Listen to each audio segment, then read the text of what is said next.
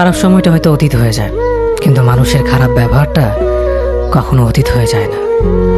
শুধু নিজে থেকে কথা বলা বন্ধ করে দেখো, দেখবে অনেক আপনজন বড় হয়ে যাবে। আসলে কেউ আপন হয় না।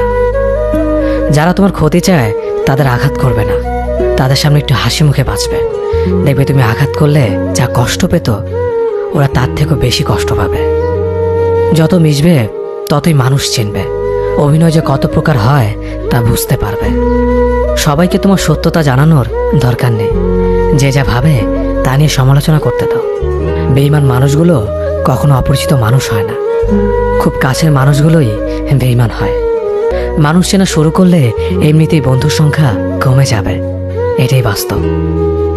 3টি কথা মনে রাখবেন: যে তোমাকে সাহায্য করে তাকে কখনো ভুলে যেও না, যে তোমাকে ভালোবাসে তাকে কখনো ঘৃণা করো না, যে তোমাকে বিশ্বাস করে তাকে কখনো